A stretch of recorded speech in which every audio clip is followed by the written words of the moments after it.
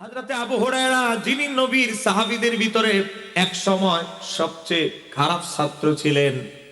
ও বাবা, খারাপ ছাত্র যারা, তারা দেখবেন সহজে প্রথম বেঞ্চে বসে না, শেষের জায়গায় শেষে গিয়া বসে। কথা বলে, এই যুবক উত্তর দিতে হবে, কথা কোন ঠিক কিনা?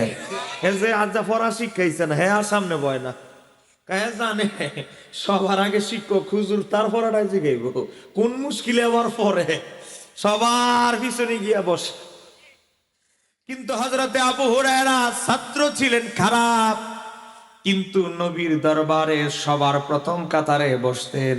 উদ্দেশ্য হলো একটা, নবীর হাদিসগুলো মুখস্থ রাখবেন, নবীর হাদিসগুলো সংরক্ষণ করবেন সিনার ভিতরে।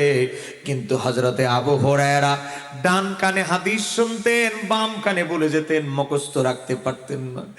বাধ্য হয়ে একবার আবু হুরায়রা নিজের স্মৃতিশক্তির উপরে বিরক্ত হয়ে গেছেন। অনেক এমন দামির ছাত্র আছে না নাই? পরে এই কানে পরে, এই কানে পড়া শুনে এই কানে শেষ, এই কানে ঢুকে এই কানে বেরিয়ে যায়। কেউ বাবা আছে না নাই? আবার দেখবেন টিকটকের ডায়লগ সব মুখস্থ আছে। আলাম তারা কাইফা ফাআলা ফট মুখস্থ করতে করতে 9 দিন 10 দিন লেগে যায়। আর টিকটকের একটা ডায়লগ শুনতে দেরি। কথা বলে আছে না নাই? কিরে তোরা কি টিকটক চালাস না কিরে? সাই সাবধান, টিকটকের জমানা চলতেছে। হযরত আবু হুরায়রা বলে, ইয়া রাসূলুল্লাহ, নবী গো, আমি আবু হুরায়রা আপনার দরবারে প্রথম কাতারে বসি এই কারণে আপনার হাদিস মোবারক গুলো যেন আমি মুখস্থ রাখতে পারি নবী। কিন্তু আমি আবু হুরায়রা অনেক চেষ্টা করি, কিন্তু আপনার একটা হাদিসও আমার মনে থাকে না। আপনি যদি আমার জন্য একটু দোয়া করে দেন, আমার আল্লাহ স্মৃতি শক্তির পাওয়ার বাড়ায়া দিবে। চিৎকার দিয়ে বলা যাবে কি সুবহানাল্লাহ। আমার নবী তার চাদর মোবারক, কথা কন না, বলেন কি মোবারক? নবী তার চাদর মোবারকটা খুললেন। সহিহ বুখারী শরীফ থেকে বলছি, চাদর মোবারকটা খোলার পরে আমার নবী বলেন, আবু হুরায়রা, এই চাদরটা তোমার শরীরে জড়ায়া নাও, আর তোমার সিনার মাঝে, বাম দুধের 2 আঙ্গুল নিচে সিনার মাঝে মালিশ করতে থাকো। আমার নবী দোয়া করে দিলেন। আবু হুরায়রা আমার নবীর সিনা মোবারকে, আমার নবীর চাদর মোবারক দিয়ে মালিশ করতে দেরি। আবু হুরায়রা বলে, ওই দিনের পর থেকে মৃত্যু পর্যন্ত যত হাদিস আমি আমার নবীর শুনেছি, একটা হাদিসও আমি কোনোদিন ভুলি না।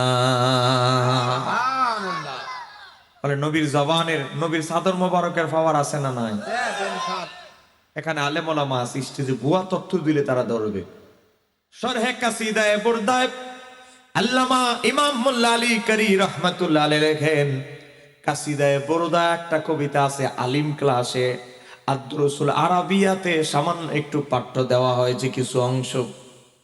কাসিদায়ে বুরদার লেখক ইমাম শরফুদ্দীন বুসুরি কুষ্ঠ রোগে আক্রান্ত হয়ে গেলেন। দুরারোগ্য ব্যাধি, ভালো হচ্ছে না। স্ত্রী পুত্র সবাই এক গড়ে করে দিছে, জানালা দিয়ে খাবার দেয়, লেনদেন হয় সব জানালা দিয়ে।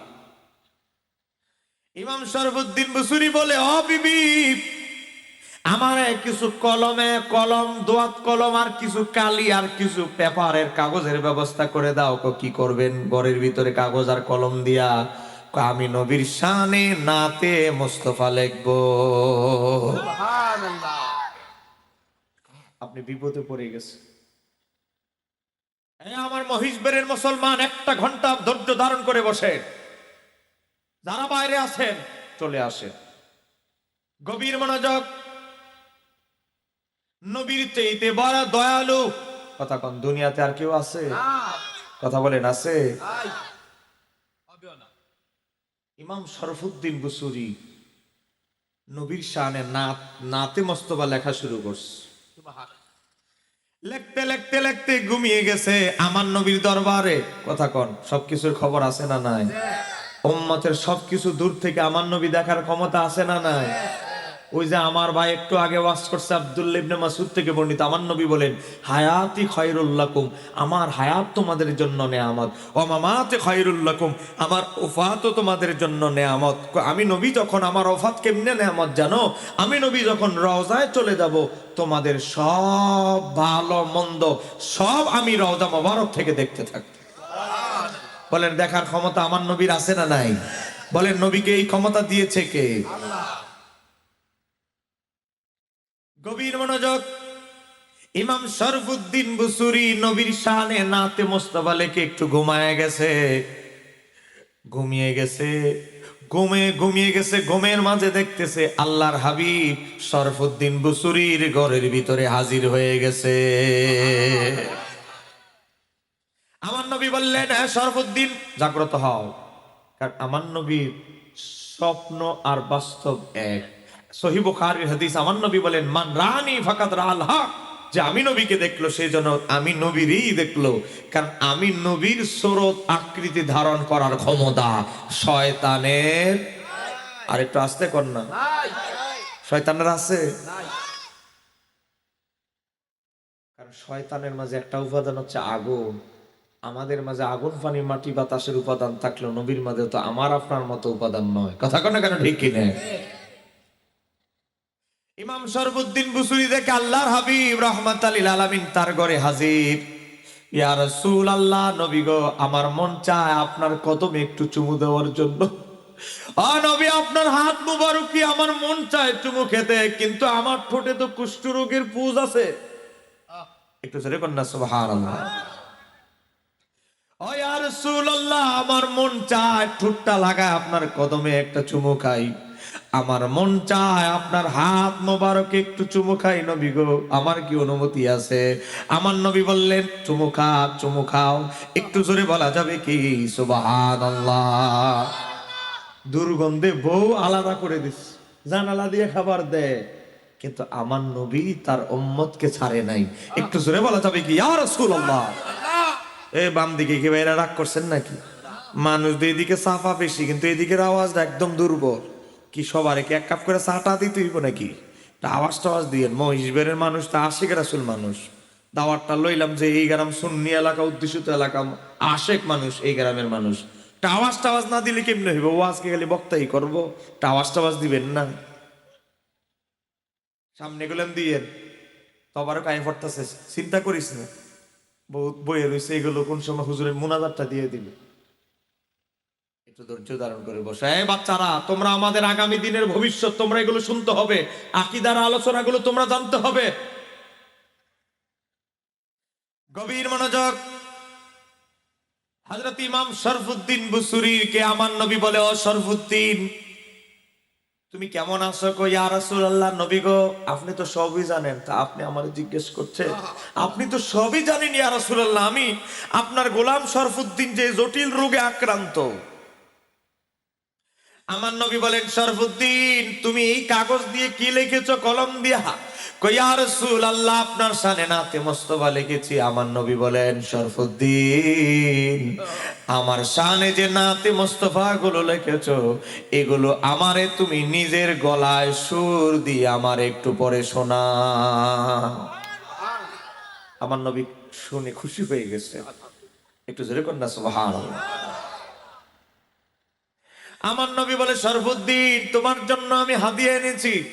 আমার নবী শরীরের থাকা চাদর মোবারকটা খুলে আমার নবী বললেন, শরফুদ্দীন, আমার চাদর মোবারকটা চতুর্দিকে তোমার শরীরের যত জায়গায় কুষ্ঠ রোগের চিহ্ন আছে, আমার চাদর মোবারকটা দিয়ে মালিশ করো, মাসেহ করো, তোমার সমস্ত রোগের চিহ্ন মুছে যাবে। আমার নবীর চাদর মোবারকের যদি এই পাওয়ার হয়, কেউ আমার নবীর পাওয়ার কি কম না অনেক বেশি? কথা বলেন, আমার নবীর পাওয়ার কি কম না অনেক বেশি? গভীর ভাবে লক্ষ্য করেন, সময় বড় কম, কথা বলতে হবে আমার অনেকগুলো পয়েন্ট, আকীদার অনেক বিষয় বলতে হবে। আমার মহিষ বেরেরা আশিক রাসূল ভাইরা, হযরত ইমাম শরফুদ্দীন বুসুরি নবীর শত শত শত শত বছর পরে জন্মগ্রহণ করেছেন। ইমাম শরফুদ্দীন বুসুরির কুষ্ঠ রোগের কথা যদি নবী জানে, আপনি মহিষবের গ্রাম থেকে যদি নবীরে মহব্বত করে আকুতি মনিত মিনতি জানা নবীরে ডাকতে পারেন, নবী মহিষবের আসতে পারে কি পারে? আর একটু জোরে বলেন, পারে কি পারে না? নবীকে সেই ক্ষমতা দিয়েছে কে?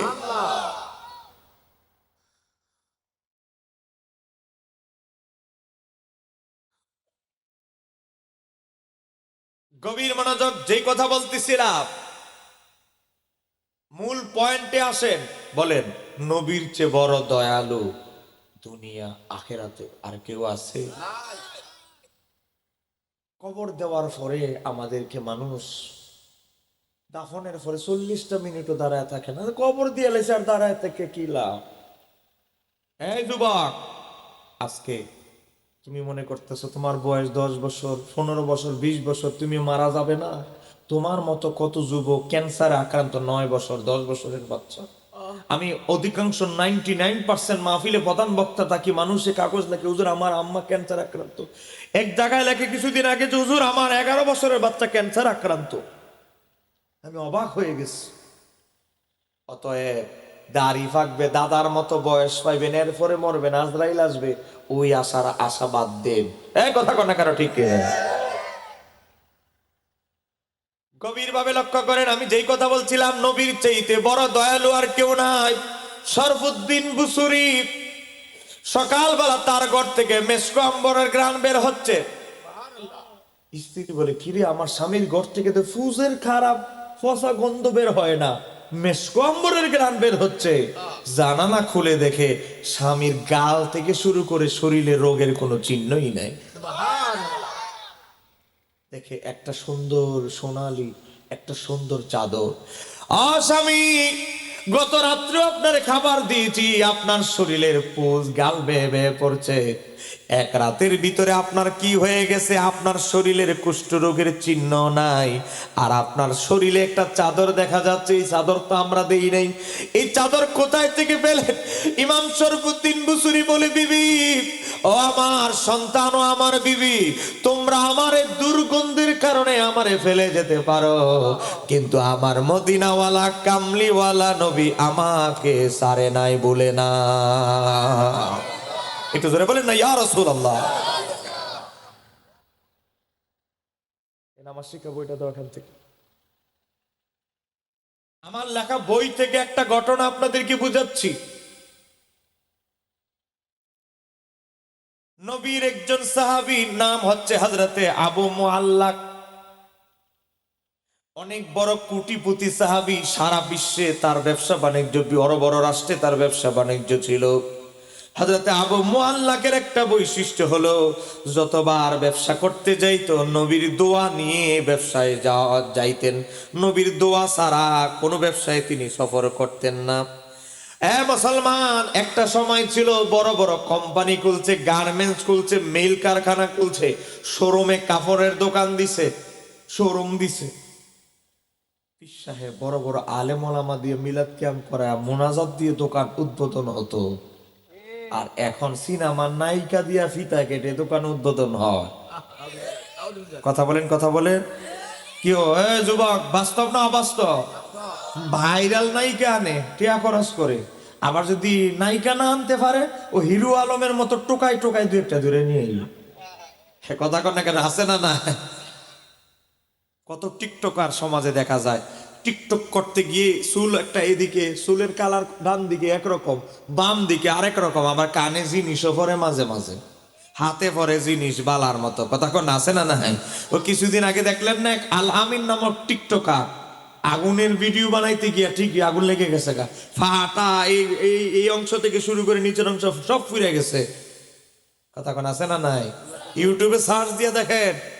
এখন তো আমাদের ভাবিরা টিকটক বানান শুরু করেছে, গ্রামগঞ্জেও ঢুকে গেছে, বুঝেন না? বিল্ডিং দিছে, ছাদের মধ্যে মরিচ গাছ লাগাইছে, ভিডিও করতেছে, হ্যালো গাইস, দেখেন আমার ছাদের মধ্যে আমি মরিচ গাছ লাগিয়েছিলাম, কিছুদিন আগে তো ফুল ধরেছে, এখন দেখেন আমার মরিচ গাছে মরিচ ধরেছে।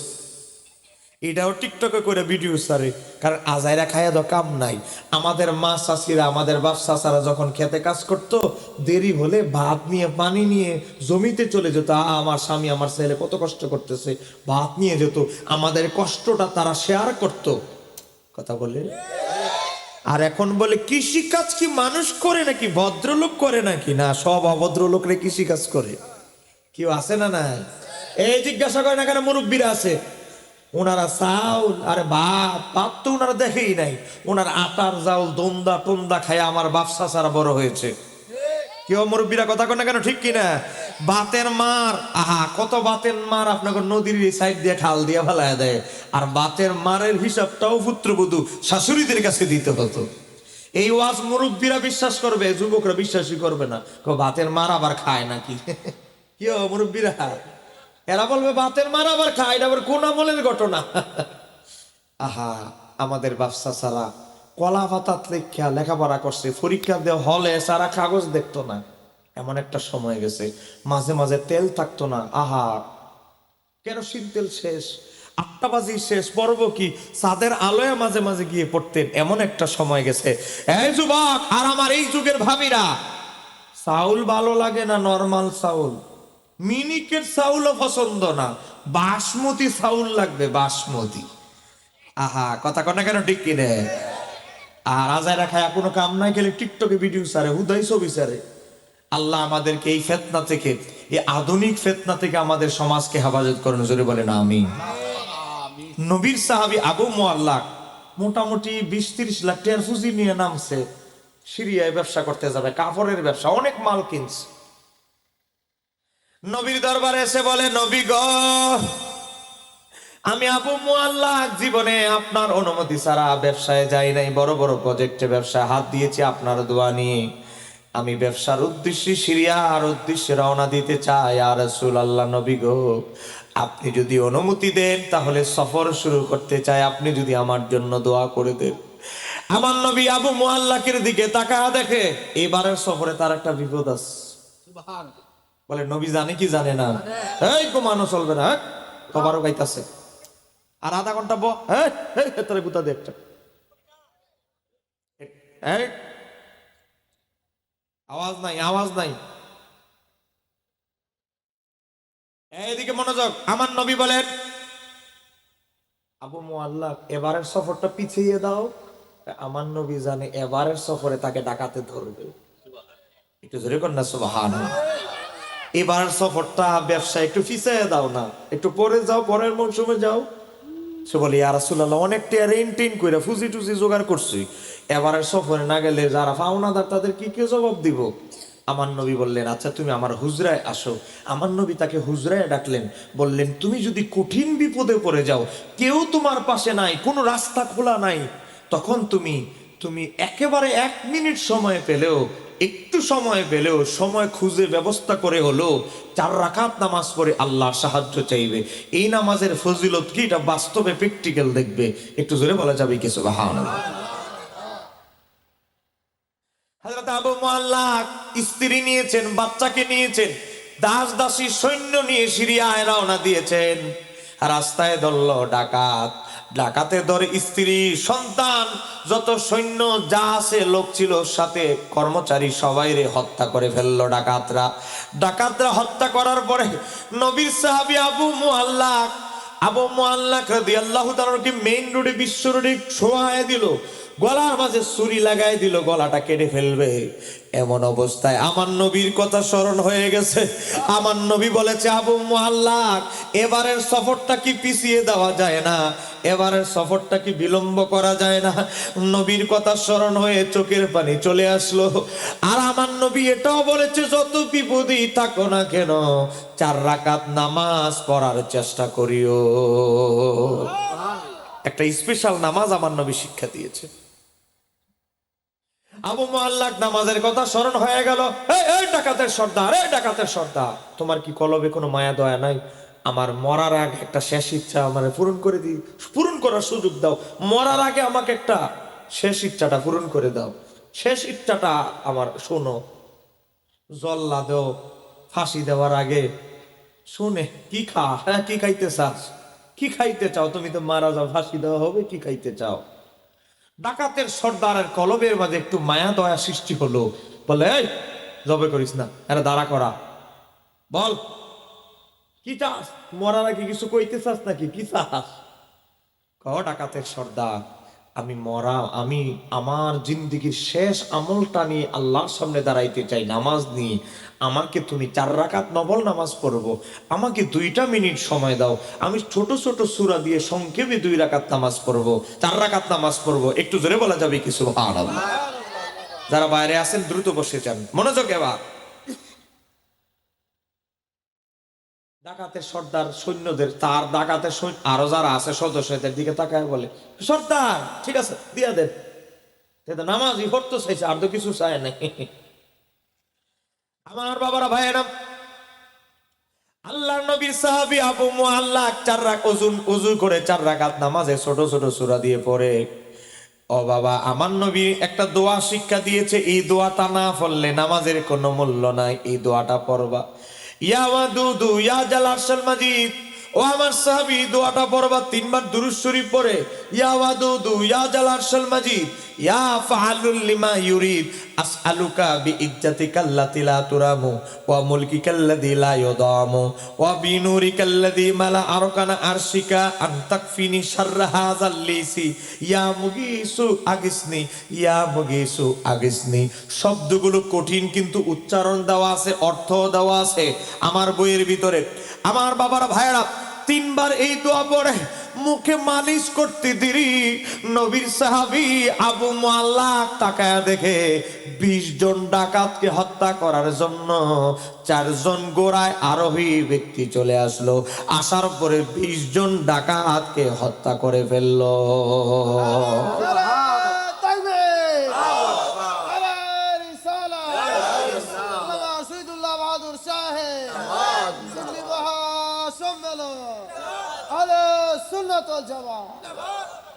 আপনাকে বিরক্ত হচ্ছেন নাকি? কেউ বাবা বিরক্ত হচ্ছে? 40-45 মিনিট 50 মিনিট কেউ বাজান চলবো না? বাজান শোকের ফলক হইতে দেখবেন কত মিনিট চলে যায়। এটা দিয়ে দিচ্ছ কেন? বেটা খুব ফোড়া, এটা স্টিল না, এটা মুছো টিস্যু দিয়ে, এটা দিয়ে দিবা স্যার, কাপ দিয়ে। না না দিয়েন না, ওই যে কাপ দিয়ে, এটা স্টিল তো ফোড়া, একটু ফোড়া। বাজান মাত্র ওয়াজটা ঢুকছি মজাটার মাঝে, একটু সময় ভামনি বাজার।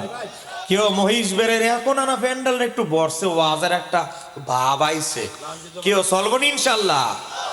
এটা মহেশ বেল্লা হিন্দি রহমতুল্লাহ প্রতিষ্ঠা করা গেরাম, কথা কেন কেন ঠিক কিনা?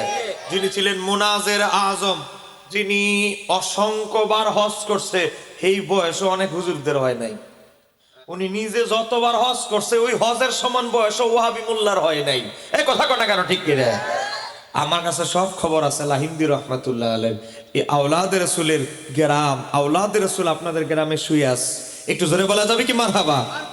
আল্লাহর ওলির ফয়েজ ও বরকত আমরা নিয়ে যাব। আমি মোনাজাতে হুজুরের ফয়েজ ও বরকত কামনা করব। বসে যান ভাই, আর 40টা মিনিট দেখবেন ফলকে গেছে, একটু বসেন বসেন। বাইরে যারা এই যে চাদর ভাই এদিকে বসেন, হ্যাঁ এদিকে বসেন, এই যে ফাঁকা জায়গাগুলো পূরণ করে দেন। হ্যাঁ একজনও ঘুমাবি না, আর আধা ঘন্টা নাইলে চা খা, ওই যে পিছনে চা চাই চা খা, তাও ঘুমানো যাইব না। একদম মনোযোগ, ওয়াজে 100 মনোযোগ লাগবে। বসেন, মাশাআল্লাহ পরিবেশটা আগের থেকে ভালো হয়েছে। বসেন, দাঁড়ানা থেকে বসেন, বসেন। একটু মহাব্বতে বলি আল্লাহুম্মা সাল্লি। মাশাআল্লাহ মুহাম্মাদ ওয়া আলা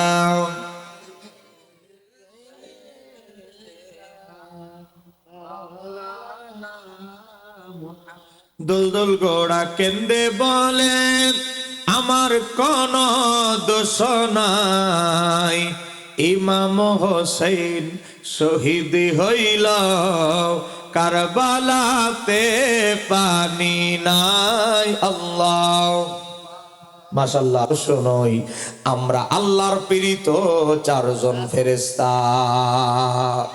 আমরা আল্লাহর প্রেরিত 4 জন ফেরেশতা।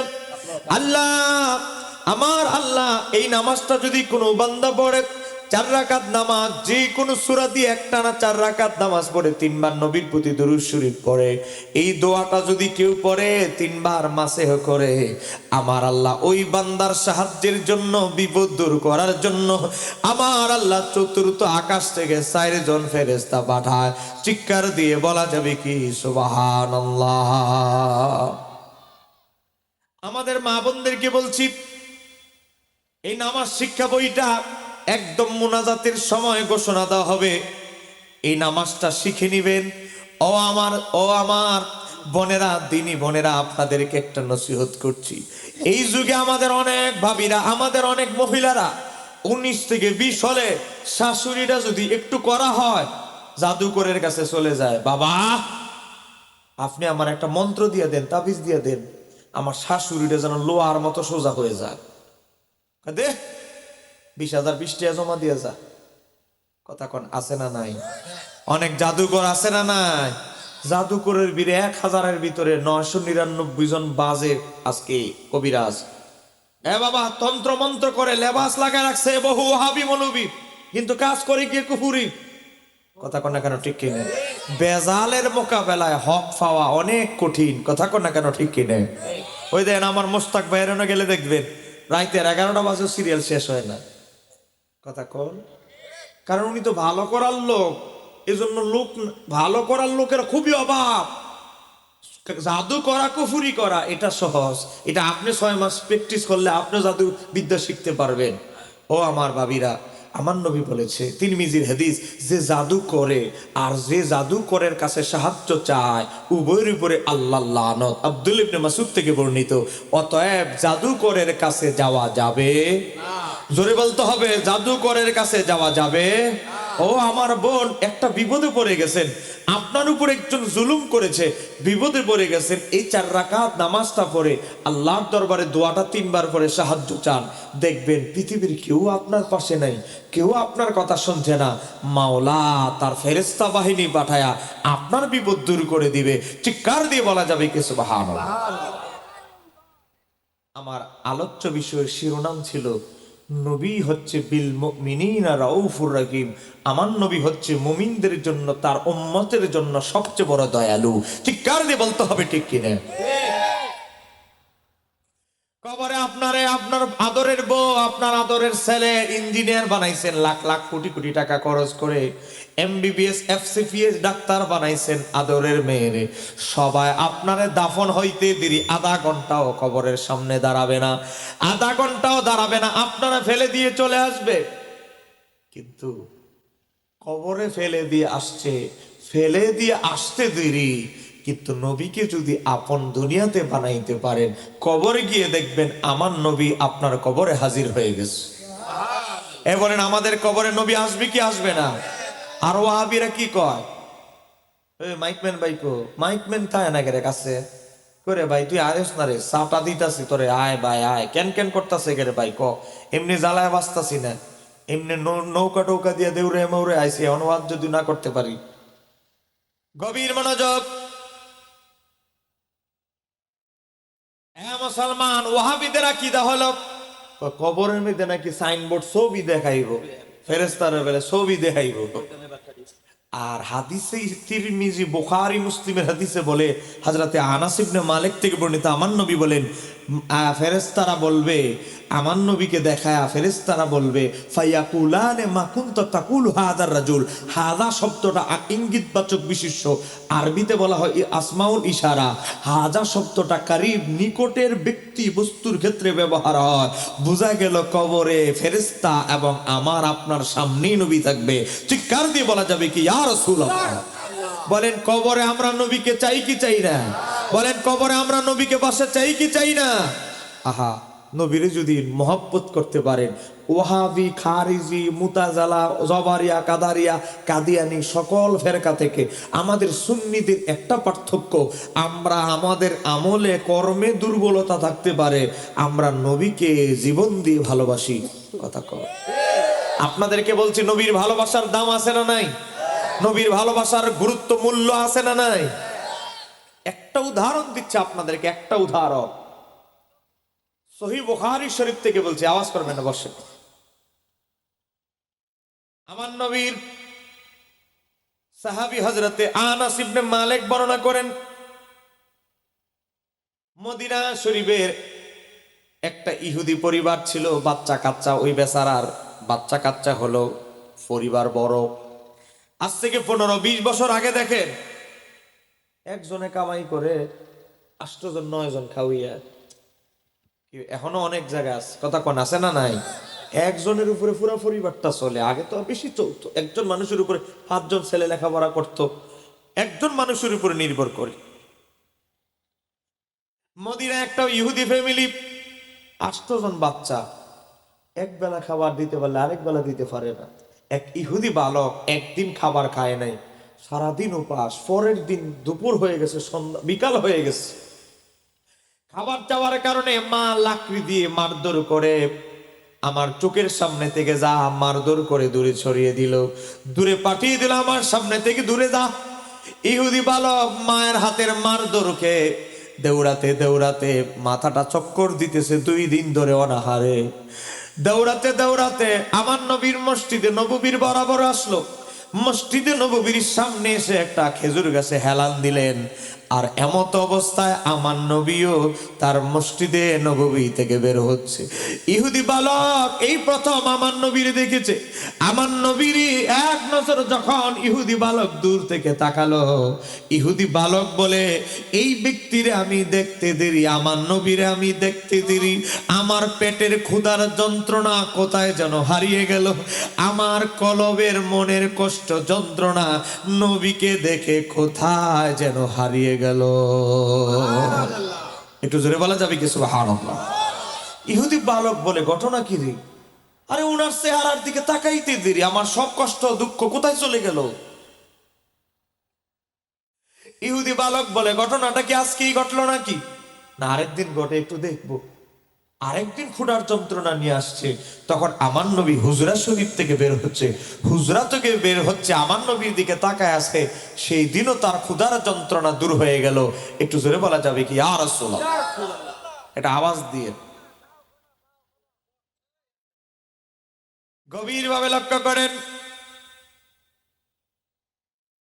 আমার নবী খেয়াল করলেন, একটা যুবক দূর থেকে নবীর দিকে ক্ষুধার্ত, অসহায়, একটা চেহারার মধ্যে ভাব থাকে না, অসহায় একটা চাহনিতে নবীর দিকে দূর থেকে তাকায় থাকে। আমার নবী মনে করলেন তার কোনো বিপদ টিপদ হলো। আমার নবী বললেন, এই যুবক, তাও এদিকে আস। তুমি কি ইহুদি? জি ইয়া রাসূলুল্লাহ।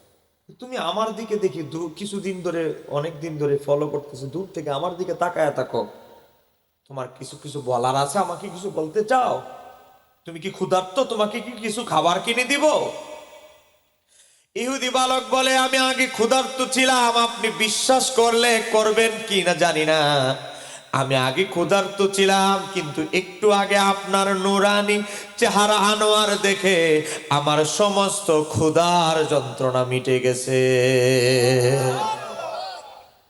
আমার নবী বললেন, আচ্ছা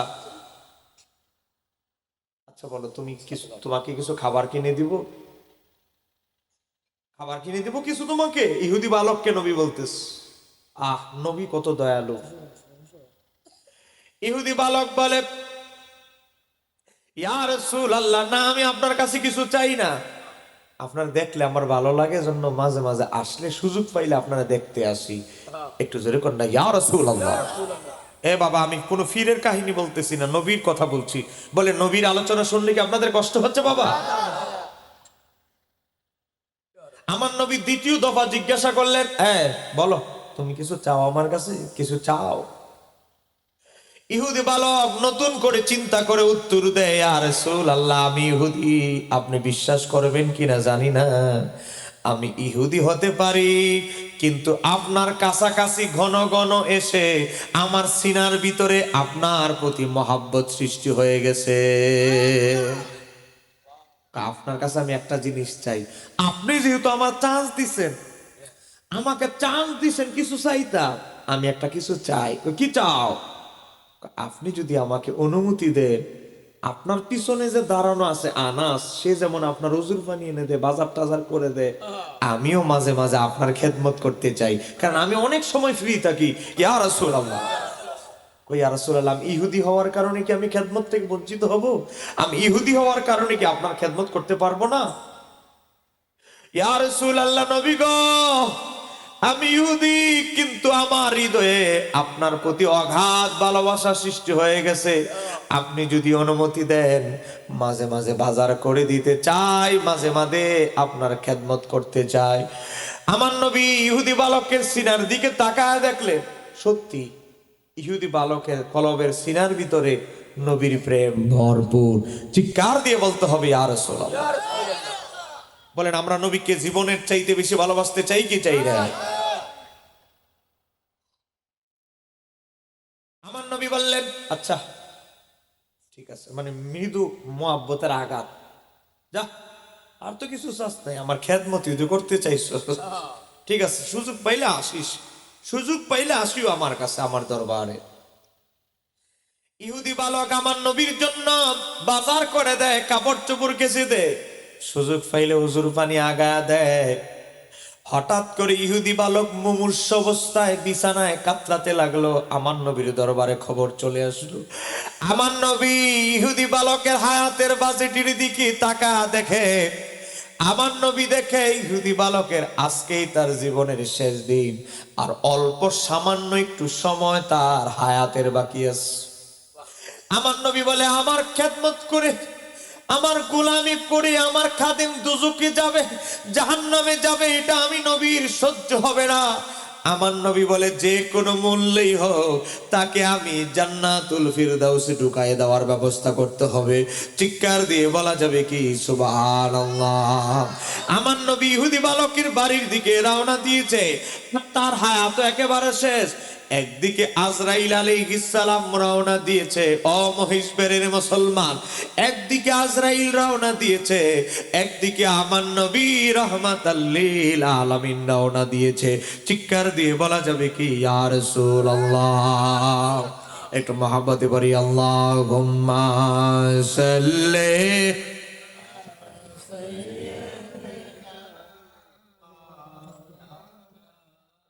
মুহাম্মাদ ওয়া আলা আলি।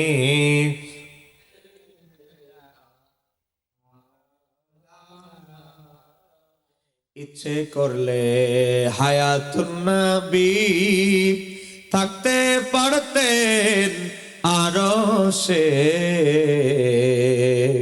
উম্মতেরি মায়ায় পড়ে শুয়ে আছেন মদিনা। আল্লাহুম্মা সাল্লি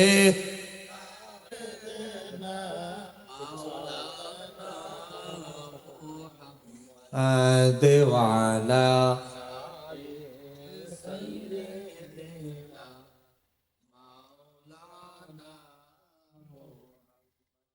গভীর মনোযোগ, আমি কি বাকি ঘটনাটা বলবো না ইনশাআল্লাহ? একদিকে রওনা দিয়েছে আজরাইল, ইহুদি বালকের রূহ কবজ করবে, কারণ হায়াত শেষ প্রান্তে। একদিকে আমার নবীও বুঝে ফেলেছেন ইহুদি বালকের মৃত্যু শয্যায় সে চলে গেছে, তার বাজেট শেষ, বাজেট শেষ। একদিকে আমার নবী, একদিকে আজরাইল, দুই দিকে দুইজন, দুই দিক থেকে আজরাইল আলাইহিস সালাম আর আমার নবী ইহুদি বালকের ঘরের দিকে রওনা দিয়েছেন। আমার নবী এবং আজরাইল একই সময় ইহুদি বালকের বাড়ির সীমানায় ঢুকলেন। আমার নবীর আগে আজরাইল ইহুদি বালকের ঘরের দিকে, ঘরের ভিতরে ঢুকে গেছেন। ইহুদি বালকের মাথার শিউরে আজরাইল দাঁড়ায় গেছেন। ইহুদি বালকের রূহটা কবজ করবে এমন একটা প্রিপারেশন আজরাইল নিচ্ছে। এমত অবস্থায় দেখে যেই বালকের রূহ আজরাইল আলাইহিস সালাম কবজ করতে এসেছেন, সে আর কেউ নয়, সে হচ্ছে আমার নবীর খাদেম, রাসূলুল্লাহর খাদেম। আর আমার নবীও অলরেডি দরজা দিয়ে ঘরের ভিতরে ঢুকে গেছে। চিৎকার দিয়ে বলা যাবে কি সুবহানাল্লাহ। আজরাইল আলাইহিস সালাম, আপনাদের এদিকে নৌকা আসেনি? কেউ নৌকা যেমন দেখছেন এনে জীবনে? বাম দিকের এই যুবক, এতগুলো যুবক দেখেন না, আওয়াজই দেয় না। কিরে, রাগটা করছস নাকি আমার উপরে? একটু জোরে আওয়াজ দেওয়া যাবে নি? এ বলে নৌকা চিনেননি আপনারা? দুই নৌকায় পা দিলে ভালো না বিপদ? কথা কন না। দুই নৌকা পা দিলে ভালো না বিপদ? বিপদ। আজরাইল এখন দুই নৌকা পা দেওয়ার মতো আছে। একদিকে রূহ কবজ করা আল্লাহর ডিউটি, আর অপরদিকে যার রূহ কবজ করতে আসছে সে আল্লাহর হাবিবের গোলাম খাদেম। এখন নবী সেই রোগীকে দেখতে এসেছে, নবী রোগী দেখার আগে যদি রূহ নিয়ে যায়, আর নবী যদি কষ্ট পায়, নবী কষ্ট পাইলে, নবী কষ্ট পেলে কষ্ট পাবেন কে? কিরে ভাই কথা কর না, নবী কষ্ট পেলে কষ্ট পাবেন কে? আল্লাহ। ঠিক করো আমার বাবারা ভাইয়েরা। আজরাইল আলাইহিস সালাম চিন্তা করতেছে, আমি যদি 5 মিনিট 10 মিনিট পরে রুটা নেই, আল্লাহ যদি আমারে বলে ও আজরাইল অমুকের রুটা 20 মিনিট পরে কেন কবজ করেছো, আমি বলবো আল্লাহ ও আমার মাওলা, যার রুটা কবজ করতে আমি এসেছি সে তো সাধারণ কোনো ব্যক্তি না, তোমার বন্ধুর খাদেম, তোমার বন্ধুর খাদেম, তোমার বন্ধু রোগী দেখতে এসেছি। তোমার বন্ধু যদি কথা বলার আগে আমি রুটা নিয়ে যাই, তোমার বন্ধু যদি ও মাওলা তোমার বন্ধু যদি কষ্ট পায় তাহলে তুমি তো কষ্ট পাবে। ও আল্লাহ, তোমার বন্ধুরে খুশি রাখতে গিয়ে 5 মিনিট 10 মিনিট বিলম্ব করেছি, এটা হয়তো আল্লাহ মানবে, কিন্তু নবীরে কষ্ট দিলে এই কষ্টর প্রতিফলন ভয়ঙ্কর হবে। আজরাইল কি করলেন? নামাজের কিয়ামের মতো ডান হাতকে বাম হাতের উপরে রেখে আস্তে আস্তে আস্তে করে ইহুদি বালকের ঘরের কর্নারে চলে গেল। নবী ইশারা না দিলে রূহ কবজ করবে কেউ? আপনার আমার জন্য 5 মিনিট আজরাইল অপেক্ষা করবে? কেউ করবে নি? করবে না। আমার নবী ইহুদি বালকের মাথার পাশে বসলেন। আমি বুখারী শরীফ থেকে বলছি, কিচ্ছা বলি না, আমার অভ্যাস নাই। 1356 নম্বর হাদিস। ফাকাহাদা ইনদা রাসিহি, আমার নবী ইহুদি বালকের মাথার শিউরে বসলেন। বসার পরে আমার নবী ফাকাল, আমার নবী তারে বললেন, ও ইহুদি বালক, ও আমার খাদেম, তোমার হৃদয়ে জুড়ে আমি নবীর মহাব্বতে ভরপুর। ও বালক, তোমার জন্য জান্নাতুল ফিরদাউস অপেক্ষা আছে। তোমার জান্নাতুল ফিরদাউস আটকানোর ক্ষমতা কারো নাই। তোমার আর জান্নাতুল ফিরদাউসের মাঝখানে একটা পর্দা আছে। আমি নবী চাই সেই পর্দাটা তুমি উন্মোচন করে দাও। আমার হাতে হাত রেখে বায়াত হয়ে যাও, বায়াত হয়ে যাও। জান্নাতুল ফিরদাউস তোমার জন্য অপেক্ষা করছে। হযরতে আনাস বলেন, ফানাজারা ইলা আবিহি, ইহুদি বালক তার বাবার দিকে তাকাইস। বাবা কি ইশারা দেয়? ওয়া হুয়া ইনদাহু, বাবা তার পাশে দাঁড়ানো ছিল। বাবা চিন্তা করতেছে, এই যে পাশে ব্যক্তি, তিনি একজন নবী, তিনি জীবনে কোনোদিন মিথ্যা কথা বলে নাই। কেউ আমার নবী জীবনে একটা কোনোদিন মিথ্যা কথা বলছে? নবীর উপাধি আল আমিন, নবী জীবনে কোনোদিন মিথ্যা কথা বলে নাই। এই ব্যক্তি, এই যে মহান ব্যক্তি, তিনি বলছে আমার ছেলের আয়ু শেষ, আয়ু শেষ, আয়ু শেষ, আমার ছেলের হাত এখনই শেষ। অতএব আমার ছেলেও নবীরে মহব্বত করে, এই নবীও আমার ছেলেরে মহব্বত করে, দুইজন দুইজনকে মহব্বত করে। এই দুইজন ভালোবাসার মানুষের মাঝখানে বাধা হয়ে লাভ নাই। ইহুদি বালকের বাবা পিতা মাথাটা নাড়া দিয়া বলে, আমার ছেলে, তুমি যারে ভালোবাসো তার সাথে কালেমার বন্ধনে মিলিত হয়ে যাও। একটু জোরে বলা যাবে কি? ইয়া রাসূলুল্লাহ। আমার নবী ডান হাতের আঙ্গুল মোবারকের ইশারা দিতে দেরি, ইশারা দিতে দেরি ইহুদি বালক সঙ্গে সঙ্গে মারা গেল। আমার নবী ইন্না লিল্লাহি ওয়া ইন্না ইলাইহি রাজিউন বললে, নবীর পিছনে দাঁড়ানো ছিল সাহাবীরা। সাহাবীরা বলে, নবী গো, আপনার আঙ্গুল মোবারক দিয়ে ইশারা করতে দেরি, কিন্তু ইহুদি বালক মারা যাইতে দেরি নাই। আপনার আঙ্গুলের মাঝে, ইশারার মাঝে কি রয়েছে? আমার নবী বলে, আমার আঙ্গুল সাধারণ অন্যান্য 8-10টা মানুষের মতো আমার আঙ্গুল মোবারক নয়। আমার নবীর আঙ্গুল মোবারকের ইশারায় 4 টুকরা হয়েছে। কথা বলেন ঠিক কিনা? আমার নবীর আঙ্গুলের ইশারা চাঁদ দুই টুকরা হয়েছে কি হয় নাই? আর ওয়াহাবি মোল্লা আঙ্গুল ইশারা দিলে মশাটাও ঘর থেকে যায় না। কথা কন না? কেউ বুয়া কথা কইতেছি নাকি? আর 20টা মিনিট বসেন, কথা কন। আমি কি ভুল কথা বলছি? হ্যাঁ বলে নবী তার মতো, হ্যাঁ আঙ্গুলের ইশারা দিলে মশাও ঘর থেকে লড়ে না। আর আমার নবীর আঙ্গুল মোবারকের ইশারা আজরাইল উঠে বসে। গভীর ভাবে লক্ষ্য করেন। আমার নবী বলে, আমার সাহাবীরা, আমি এমন কিছু দেখি যা তোমরা দেখো না। আমি যখন এই ইহুদি বালকের ঘরে ঢুকেছি, আজরাইল রূহ নেওয়ার জন্য তার শিওরের পাশে দাঁড়ায় ছিল। আমি নবীর সম্মানে মোহাব্বতে আজরাইল সরে গিয়েছে। আমি আজরাইলের, আমার কাম তো শেষ। আমি এর জন্য আজরাইলকে কষ্ট দিতে চাই নাই, তার দায়িত্ব বিলম্বিত তাকে করতে চাই নাই। আমি নবী ইশারা দিতে দেরি, আজরাইল তার কাজ সারতে দেরি না। বলেন আমার নবীর আঙ্গুল মোবারকের ইশারার অনেক দাম। কথা কন ঠিক কি নেই? আজকে আমার নবীর নাম যদি আমরা মসজিদে লিখি, একদল লোকের অ্যালার্জি খাইজানি শুরু হয়ে যায়। কিছু এজিদি ফন্তি মৌলবী আছে না নাই? এই দেখেন এক মৌলবী, বইয়ের নাম রাসূল সাল্লাল্লাহু আলাইহি সাল্লামের সালাত, আব্দুর রাজ্জাক বিন ইউসুফ। এই বই লেখছে, তার বইয়ের 63 পৃষ্ঠায় লেখে, মসজিদের দেওয়ালে পাশাপাশি আল্লাহ ও মোহাম্মদ লেখা এবং নকশা আঁকা কি এটা শিরকি আকীদা। আমি যদি ভুল তথ্য দেই, আমার লোকমান ভাই আছে, বলেন ভাই এটা শিরকি আকীদা শব্দটা আছে না নাই?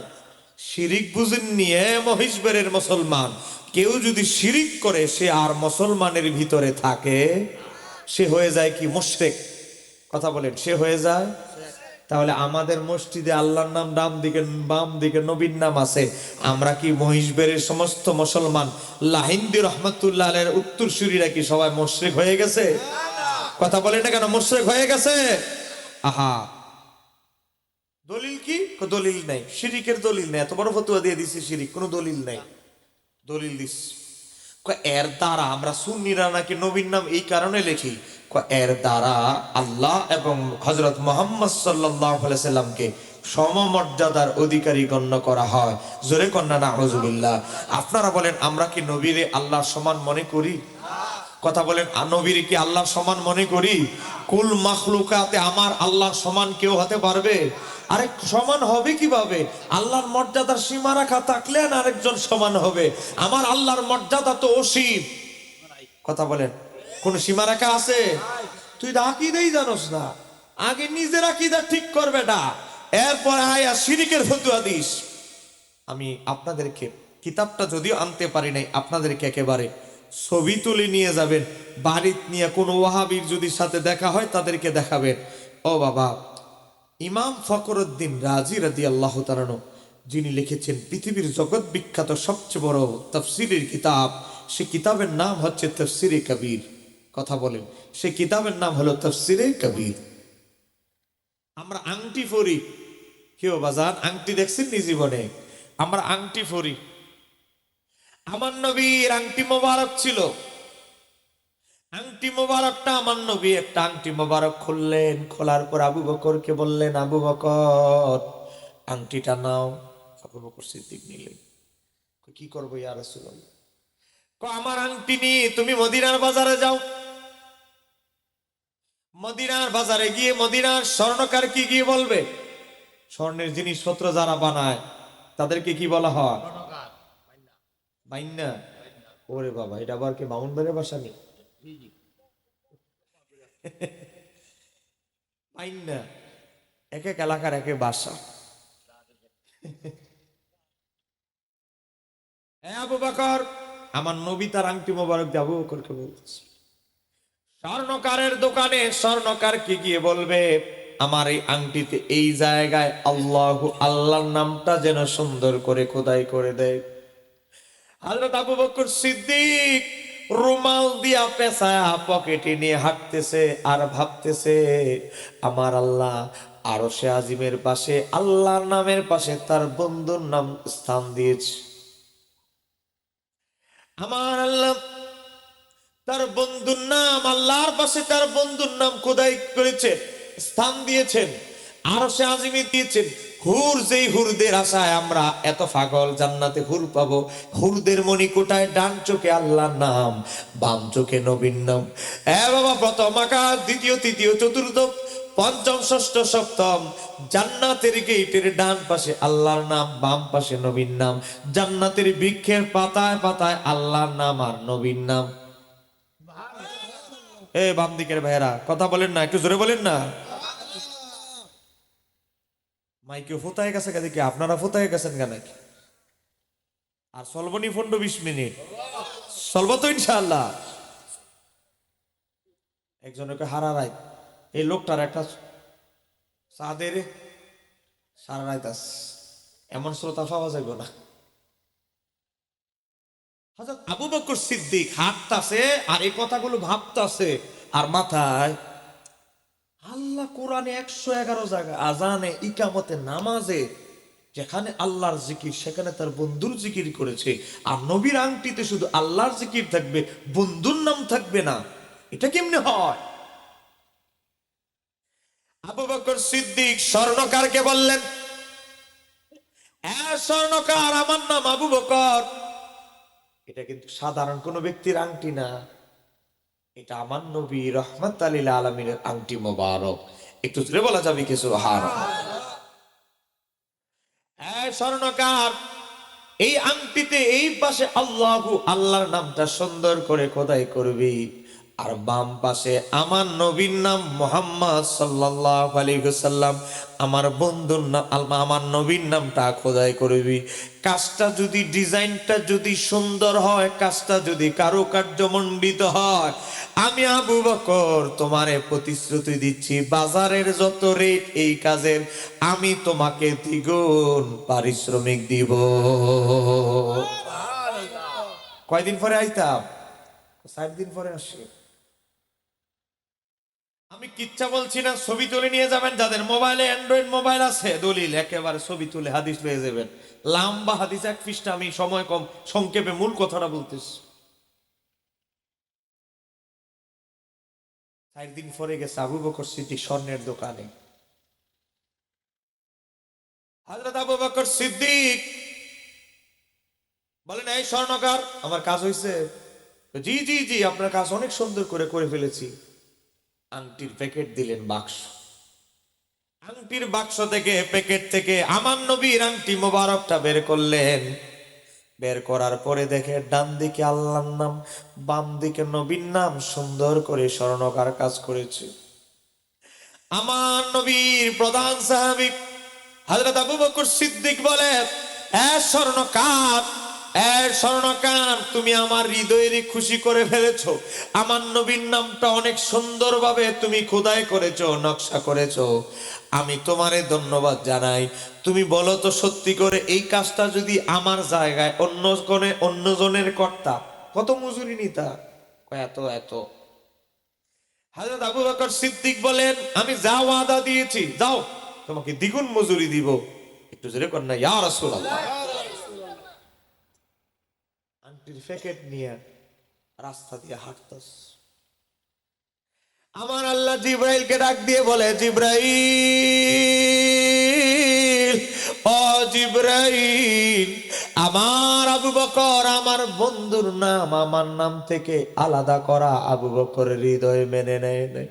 আমি আল্লাহ এটা বরদাস্ত করতে পারছি না। আমার বন্ধুর আংটি থেকে আমার আবু বকরের নামটা আলাদা হোক, এটাও আমি আল্লাহর পছন্দ নই।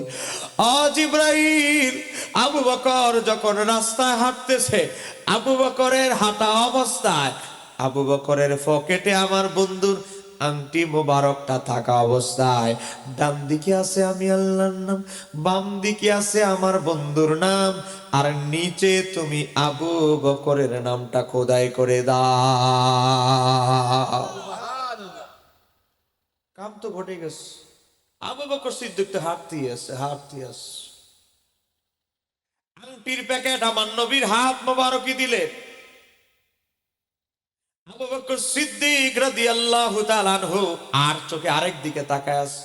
উনি চিন্তা করতেছে, অনুমতি ছাড়াই যে নবীর নামটা ঢুকাইলাম, আবার ধমক টমক নি দেয়। এই চিন্তা আরেক দিকে তাকাস, দেখে ও না দেখার মতো। হযরত আবু বকর সিদ্দিক আরেক দিকে তাকা আছে। আমার নবী বাক্স থেকে আংটির ছোট্ট প্যাকেট থেকে নবীর আংটি মোবারকটা বের করলেন। আমার নবী বারবার বারবার ওলট পালট করে আমার নবী দেখতেছে। হযরত আবু বকর সিদ্দিক আর চোখে তাকায় দেখে, আরে খাইছে রে, কামদ হয়ে গেছে রে। ডান দিকে আল্লাহর নাম, বাম দিকে নবীর নাম, নিচে দেখি আমি আবু বকরের নামও ঢুকে গেছে, কামদ হয়ে গেছে। হাই হাই, কামটা করছে কি স্বর্ণকারে? হ্যাঁ হ্যাঁ, খুশির টেলা হাদিয়া বেশি ভাইকে আমার নামও ঢুকাই দিল নাকি? হযরত আবু বকর সিদ্দিক যে চেহারা একেবারে ফ্যাকাশে হয়ে গেছে ভয়ে।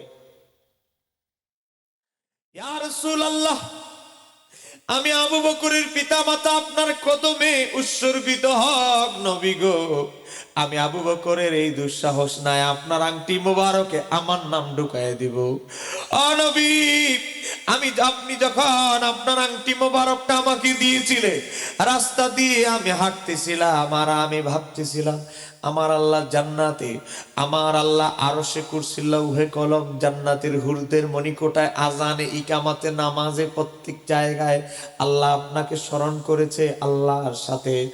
আল্লাহ যদি তার বন্ধুকে কোনো জায়গায় তার থেকে আলাদা না করে, আল্লাহর হাবিবের আংটিতে আল্লাহর নাম থাকবে আর আল্লাহর হাবিবের নাম জুদা হয়ে যাবে, এটা বিচ্ছিন্ন হয়ে যাবে। এটা আমি আবু বকরের হৃদয় মেনে নেই নাই গো ইয়া রাসূলুল্লাহ। এজন্য আমি স্বর্ণকারকে বলেছিলাম আপনার নাম খোদাই করতে, তাকে আমি এই শর্তে বলেছিলাম কাজটা সুন্দর হলে মজুরি দ্বিগুণ দিব। মজুরি বেশি পাওয়ার লোভে হয়তো ইয়া রাসূলুল্লাহ আমার নামটাও ঢুকায় দিয়েছে, আর আমি তাড়াহুড়ায় হয়তো খেয়াল করতে পারি নাই। ও ইয়া রাসূলুল্লাহ নবী গো, ও ইয়া রাসূলুল্লাহ নবী গো, আবু বকরকে এই ভুলটা শুধরানোর জন্য সুযোগ দেন ইয়া রাসূলুল্লাহ। আমার নবী মুস্কি হাসি দিয়ে বলে, আবু বকর, ও আবু বকর, ও আবু বকর, এটা তোমার হুকুমে নির্দেশেও হয় নাই, এটা স্বর্ণকারেরও কাজ নয়, এটা আমার মাওলার নির্দেশে জিব্রাইলের কাজ। সুবহানাল্লাহ, একটু মহব্বত করি আল্লাহুম্মা।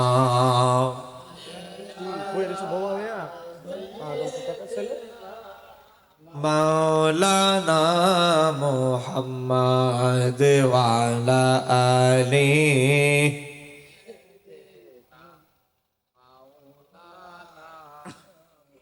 চিন্তা করে দেখো রে মন, কি গভীর নিশীতে মরণ কালে বান্ধব নাই রে, কে যাবে তোর সঙ্গেতে। আল্লাহুম্মা, মাশাআল্লাহ, জোরে হবে। এই এই বাম দিকে, এই মাওলানা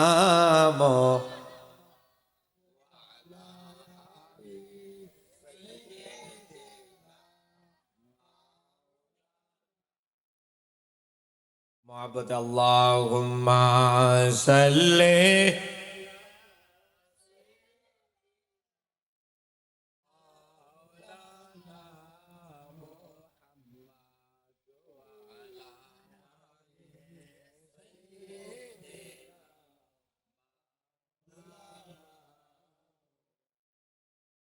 গভীর মনোযোগ।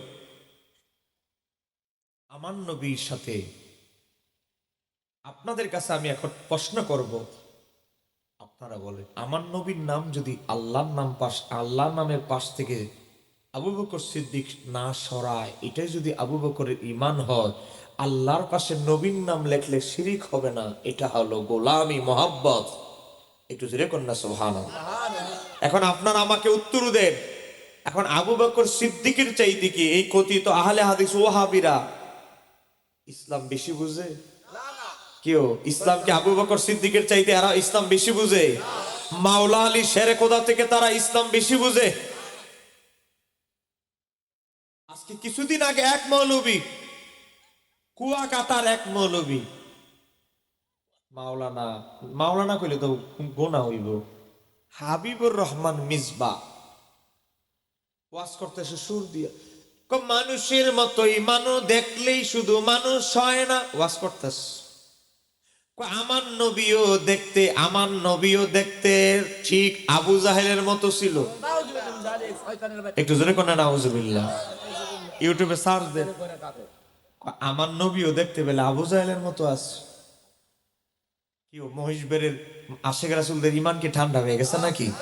আর 10-12 মিনিটে কি ইমান আপনার কষ্ট হচ্ছে নাকি? আপনারা মিল হইতেইব না টাইম যে একসাথে আমরা মোনাজাত দিয়ে যাব। আপনাদেরকে একটা উদাহরণ দিচ্ছে আপনাদেরকে বোঝার জন্য। আমার নবী, মনোযোগ, আমার নবী আর আরেকজন সাহাবী, নবীর মেয়ের জামাতা হযরত আলী, দুইজন একই ঘরে বড় হয়েছে। সে ব্যক্তিটাকে নবীর চাচা আবু তালিব। আবু তালিবের ঘরে, খাজা আবু তালিবের ঘরে নবী এবং মাওলা আলী দুইজনই বড় হয়েছে। আবু তালিবের সরাসরি ছেলে মাওলা আলী, আর আমার নবী হচ্ছে আবু তালিবের বাতিজা। হযরতে আলী রাদিয়াল্লাহু তাআলা যখন কুফা নগরীতে রাজধানী ঘোষণা করলেন, কুফায় চলে গেলেন। হাজার হাজার মানুষ আসছে হযরত আলীকে এক নজর দেখার জন্য। কুফা শহরের, ইরাকের অলিগলি থেকে, চতুর্দিক থেকে, অবাবাস গ্রামগঞ্জ, শহর বন্দর, যেখান থেকে পেরেছে সবাই আসছে শুধু হযরত আলীকে এক নজর দেখবে। হাজার হাজার হাজার মানুষ হযরত আলীকে ঘেরাও করে দাঁড়ায় আছে।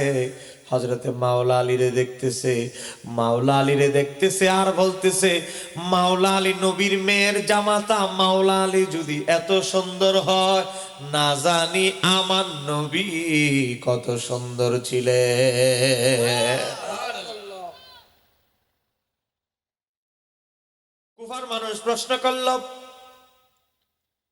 ও আমিরুল মুমিনিন, আমিরুল মুমিনিন মাওলা আলী, আপনি তো নবীর খুব কাছ থেকে দেখেছেন, একসাথে বড় হয়েছেন, আপনি কি একটু বলতে পারবেন আমার নবী দেখতে কেমন ছিল?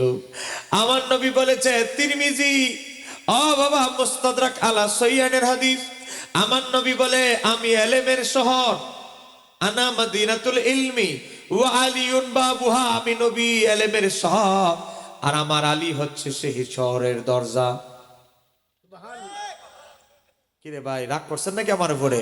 বলেন, আমার নবী বলেছে আমি এলেমের শহর আর আলী তার দরজা। কোন সন্দেহ আছে? কথা কোন না, কোন সন্দেহ আছে? কিছুদিন আগে বলছে এক আহলে হাদিস ওহাবি, কয়টা বলে শিয়াদের হাদিস, আমি এক বাহাসে অনলাইনে তারে বুঝাইয়া দিয়েছি 39 জন মুহাদ্দিসের কিতাব থেকে যে হাদিসটা শিয়াদের বানানো নয়, হাদিসটা হাসান, মজবুত, গ্রহণযোগ্য। চিৎকার দিয়ে বলা যাবে কি মারহাবা। হযরত আলীকে বলতেস, আপনি বলেন না নবী দেখতে কেমন ছিল? আমার মহিষবেড়ির মোহাম্মদপুর, এই গ্রামের নাম কি যে মোহাম্মদপুরের আশিকে রাসূল ভাইরা, মাওলা আলীর মতো জ্ঞানী একজন ব্যক্তি। মাওলা আলীর কেমন জ্ঞান ছিল জানেননি? আজকে মহিষবের বলে যাচ্ছে হাদিসটা। ইমাম গাজ্জালির কিতাব ইহয়া উলুমুদ্দিনের ভিতরে এসেছে প্রথম খণ্ড, কিতাবুল ইলমের ভিতরে এসেছে। মাওলা আলীর জিজ্ঞাসা করলে, আপনি কোরআন সম্পর্কে কতটুকু জানেন? হযরত আলী বলে, আমি আলী যদি শুধু সূরা ফাতিহার তাফসীর লিখি 70টা ওটো বহন করতে পারবেন। শুধু সূরা ফাতিহার তাফসীর লেখে।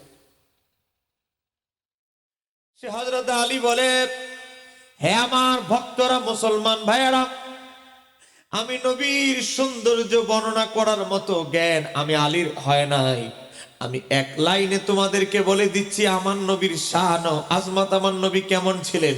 হযরত আলী বলেন, লাম আরা ক্বাবলাহু ওয়ালা বাদাহু মিসলাহু সাল্লাল্লাহু আলাইহি সাল্লাম, আমি আলীর দুই নয়নের চোখে লামারা, নবীর পূর্বে নবীর পরে লামারা, আমার দুই চোখ নবীর মতো একজন ব্যক্তি এখনো আমার দুই চোখ দেখে না। এই হাদিসটা শামাইলে তিরমিজির 5 নম্বর হাদিস। আমাদের কওমি ভাইরা, জামাতের ভাইরা, আহলে হাদিস ভাইরা এই শামাইলে তিরমিজি অনুবাদ করে বাজারে বিক্রি করতেছে। কিন্তু এই হাদিসের ভিতরে আছে নবীর মতো তুলনা দেওয়ার মতো আল্লাহর সৃষ্টি জগতে কেহ, জোরে বলেন না কেহ। আর হ্যাঁ এখন কুল ইন্নামা আনা বাশারুম মিসলুকুম, নবী বলে হ্যার মতো আয়াত আর দুনিয়াত কোনটা মুখস্থ জানে না, একটা আয়াত শিখছে মুখস্থ করছে, কুল ইন্নামা আনা বাশারুম মিসলুকুম। হাদিস আর কোনটা মুখস্থ নাই, কুল্লু বিদআতিন দালালা, এই দুইটা মুখস্থ করছে।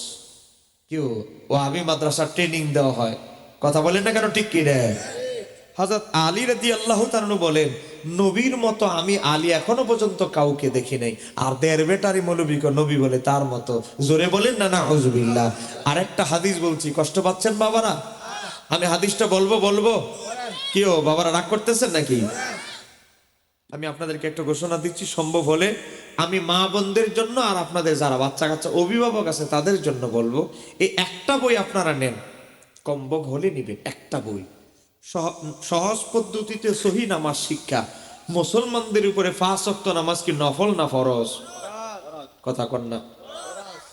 আপনার ছেলে আজকে জানাজার নামাজের নিয়মটা জানে না, নিয়মটা ঠিক মতো জানে না, জানাজা পড়তে গিয়ে ঈদের নামাজ ফিরে লাই বারবার হাত উঠায়, হুজুর কয় এই তুই এমনি জানাজা ফরজ করে কয় ফাঁসের জন উড়াইছে আমি উড়াইলিস। কথা কন না কেন, ঠিক কিনা? ঈদের নামাজ পড়তে গেলে ঈদের নামাজে 6 তাকবীর অতিরিক্ত, প্রথমে রাকাতে 3, শেষের রাকাতে 3, 6।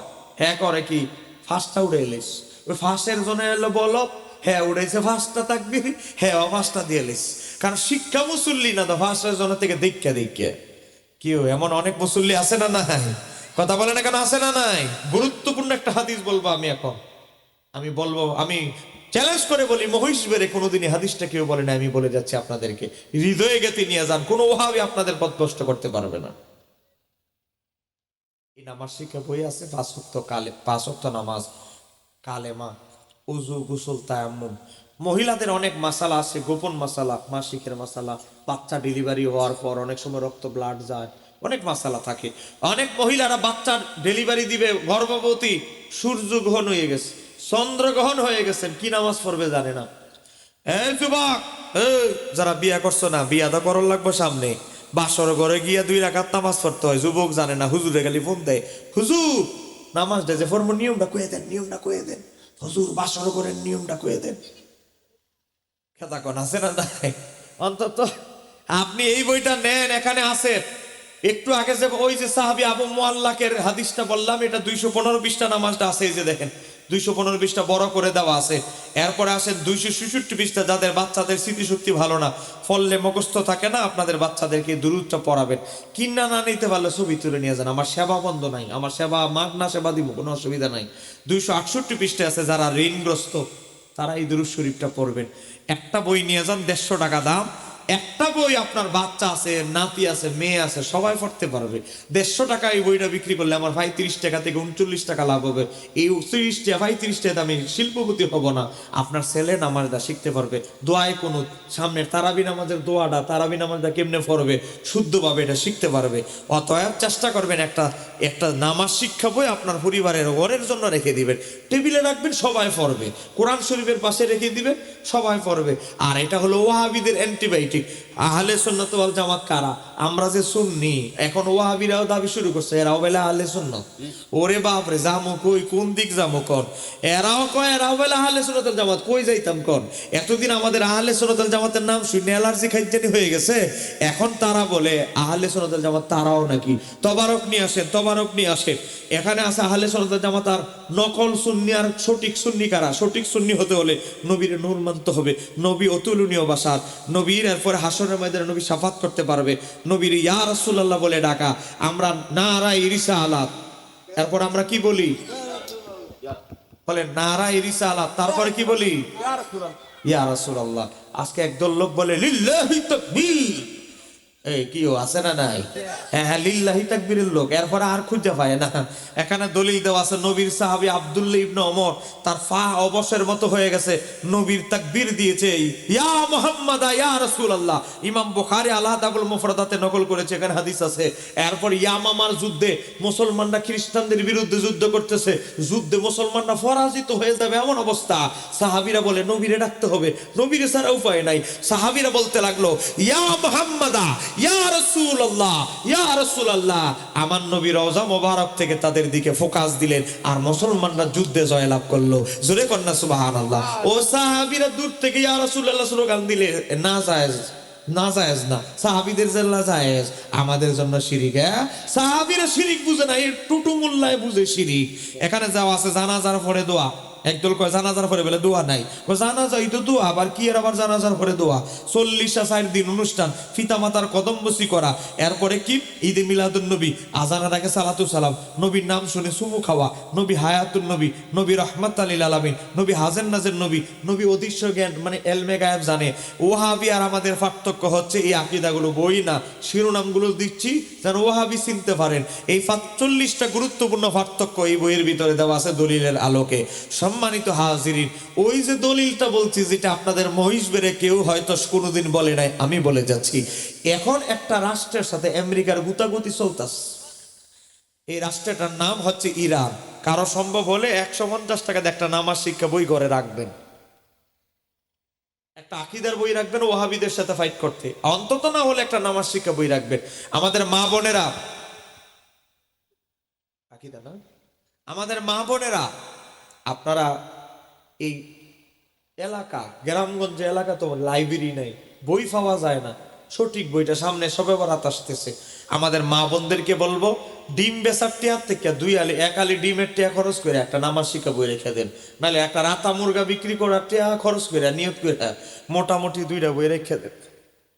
এবার আসেন যে হাদিসটা বলছি, ইরান বর্তমানে একটা রাষ্ট্র, আমেরিকা লাগছে ফিসে। ইরান আমাদের ঢাকা শহর কি বড়, এর চেয়ে বড় একটা শহর আছে হামাদান। হামাদান শহরে একজন বৃদ্ধা মহিলা, 97 বছর বয়স এই মহিলাটা। এই কথা কন্যা, কত বছর বয়স? 97 বছর বয়স। হামাদান ইরান শহরে, দেশের মুসলমান হাজার হাজার দলে দলে মুসলমান হয়ে গেছে। তালিকা করতেছে, তালিকা, কে কে হজে যাবে, ডাকাতে ধরবে তো একসাথে যাবে কাফেলা। তালিকা করছে,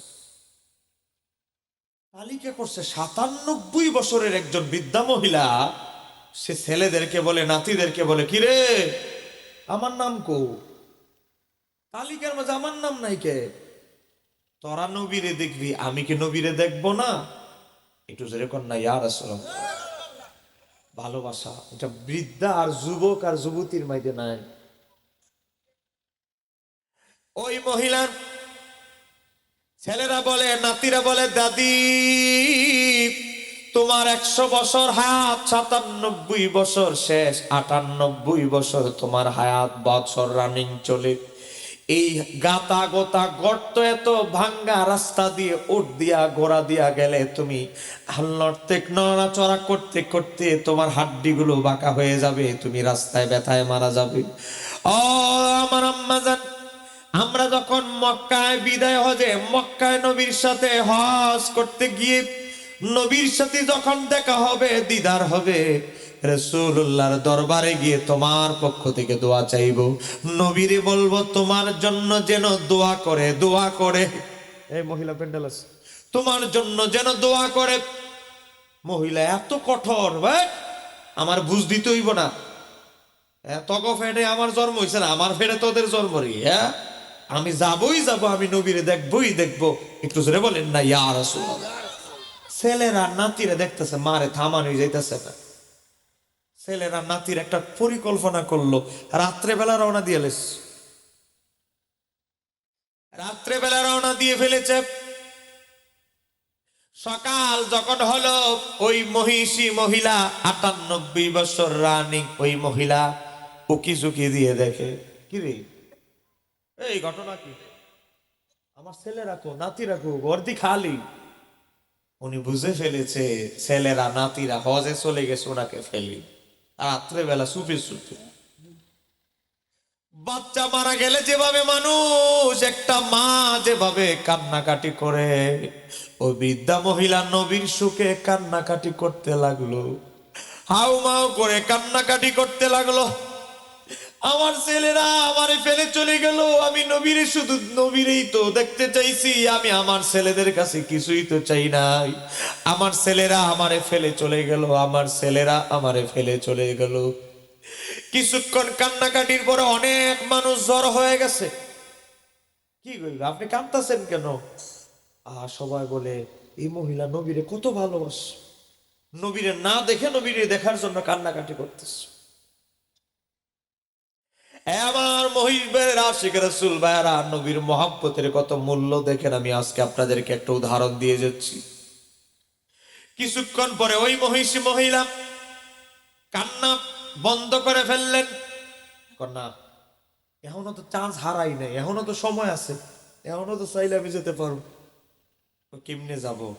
কানের দুলগুলো, কানের জিনিসগুলো খুলছে, গলার গয়নাগুলো খুলছে, হাতের বালাগুলো খুলছে, খুলে বিক্রি করছে, বিক্রি করে টাকা আনছে, কিছু টাকা আলাদা রাখছে পথ খরচ, বাকি টাকা একসাথে করছে।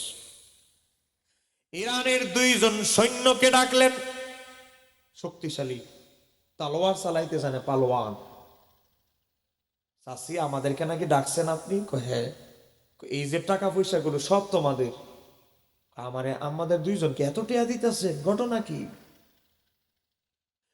ঘটনা হলো এই যে এতগুলো টাকা মুদ্রা দিনার দিচ্ছি তোমাদের, এর বিনিময়ে আমি তোমাদের কাছে একটা জিনিস চাই, একটা জিনিস চাই।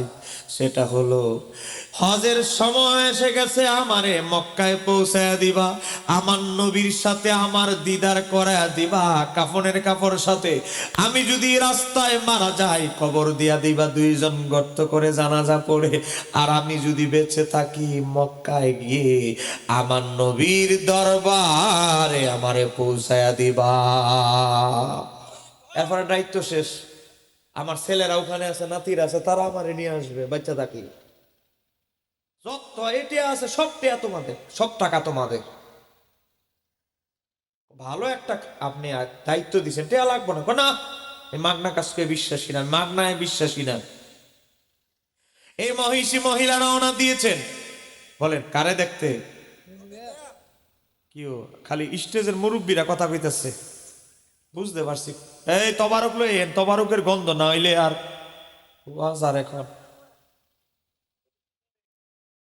ভলান্টিয়ার ভাইরা, কর্মী ভাইরা নিয়ে আসেন।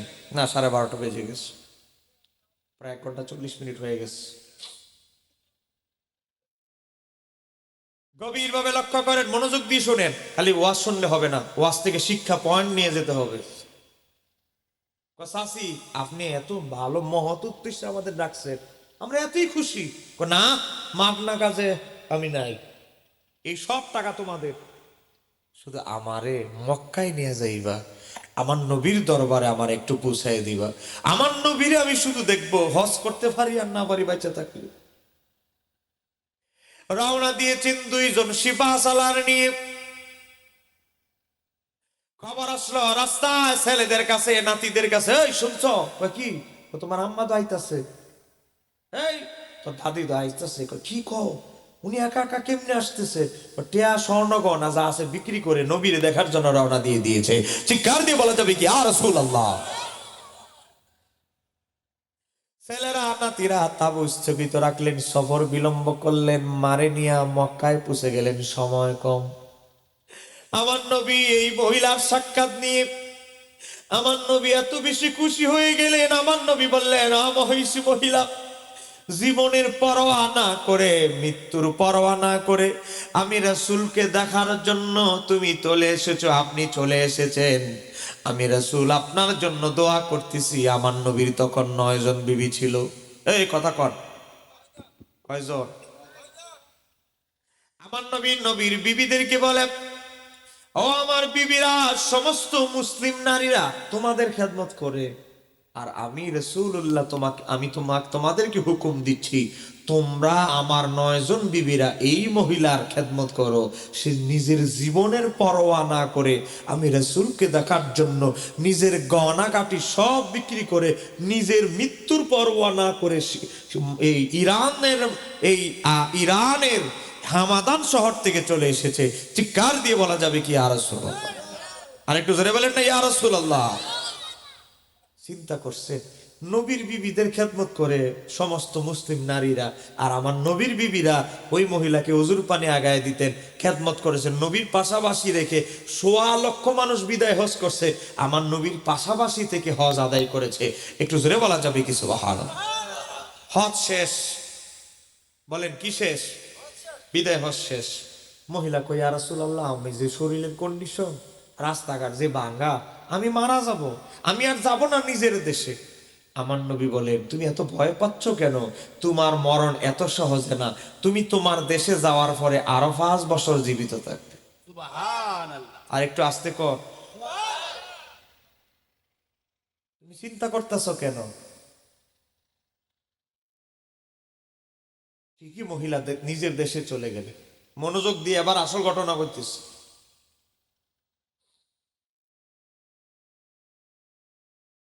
দেশে যখন চলে গেলেন, হাজার হাজার মানুষ, মহিলা গ্রাউ করে ধরছে। আল্লাহ, আপনি কত সম্মানিত মহিলা, নবীর পাশে থেকে হজ করছেন। হ্যাঁ, নবীর বিবিরা আপনার হুজুর ভাই এনে দিছে, খাবারের ব্যবস্থা করছে। আল্লাহ, আপনি কত সম্মানিত। আচ্ছা শাশি, বুঝেন না, শাশুড়ি শাশুড়ি লাগে, কারো দাদির শাশুড়ি লাগে। আচ্ছা আপনি কোন তো মহিষী মহিলা, আপনি তো নবীরে খুব কাছ কাছ থেকে দেখেছেন, আপনি কি একটু বলবেন নবী দেখতে কেমন ছিল? নবী দেখতে কেমন ছিল?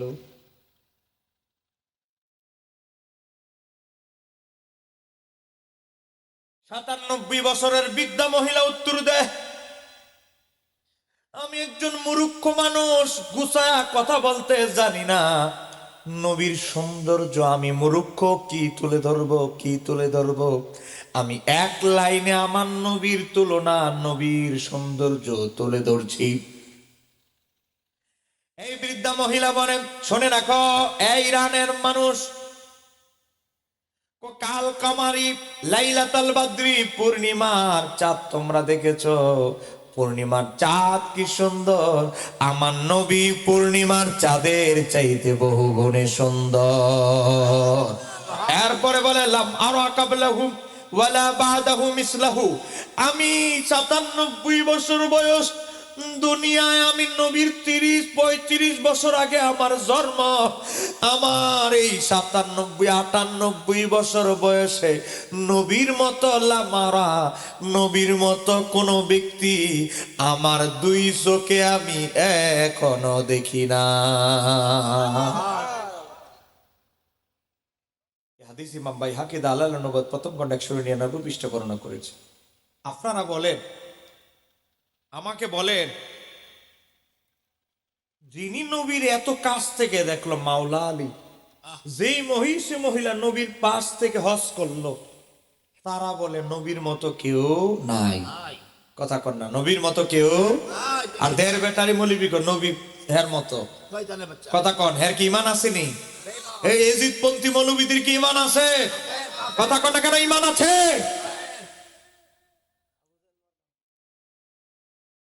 নবীরে আবু জাহেলের সাথে তুলনা দেয়। এজন্য আমার আল্লাহ 1500 বছর আগে আয়াত নাজিল করেছে, ও আমার বন্ধু উনজুর, লক্ষ্য করেন, কাইফা দরাবু লাকাল আমসালা, আপনি নবীরে কিসের সাথে এই আবু জাহেলের দলের আপনারে তুলনা দেয়? আপনি তাদেরকে লক্ষ্য করেন, ফাদাল্লু, এরা তো গুমরা হয়ে গেছে। আজকে যারা নবীর এই এই এই উদাহরণ দেয়, আমার আল্লাহ বলেন ফাদাল্লু, তারা তো পথভ্রষ্ট হয়ে গেছে। ফালা ইয়াস্তাতিউনা সাবিলা, তারা কোনোদিন সৎ পথ পাবে না। কথা, ওহাবিরা কোনোদিন সৎ পথ পাইছে? পায় নাই। খারিজিরা কোনোদিন সঠিক পথ পায় নাই, তারা পাবেও না। আমি বলছি না, আল্লাহ কোরা সূরা বনী ইসরাঈলের 48 নম্বর আয়াতে বলছে কোন ইজিদি সঠিক পথ পাবে না, ইহদিনাস সিরাতাল মুস্তাকিম পাবে না। চিৎকার দিয়ে বলতে হবে ঠিক কিনা? আল্লাহ সুবহানাহু ওয়া তাআলা আজকের আলোচনা কবুল করুন, সবাই বলেন আমিন। এখন কিয়াম হবে, কিয়ামের অবস্থা আপনারা কি হবেন? কাতারবদ্ধ হয়ে যাবেন। এই হরেনের মাইকটা, আলাদা মাইকটা কো ভাই, আপনি একটু দুই কলি কিয়াম করে দেন, কষ্ট করে লোকমান ভাই। আসেন দাঁড়ায় আমরা নবীজিকে সালাম জানাই, ইয়া নবী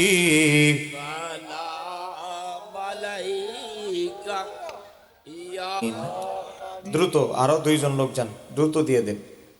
আসসালাতু ওয়াসসালামু আলাইকা সাইয়্যিদি ইয়া রাসূলুল্লাহ ওয়া আলা আলিকা ওয়া আসহাবিকা ইয়া রাহমাতাল লিল আলামিন। রব্বানা যালামনা আনফুসানা ওয়া ইন লাম তাগফির লানা ওয়া তারহামনা লানাকুনান্না মিনাল খাসিরিন। রাব্বিরহামহুমা কামা রাব্বায়ানি সগীরা। আল্লাহুম্মা রাব্বিরহামহুমা কামা রাব্বায়ানি সগীরা। ইয়া গফুর রহিম মাওলা,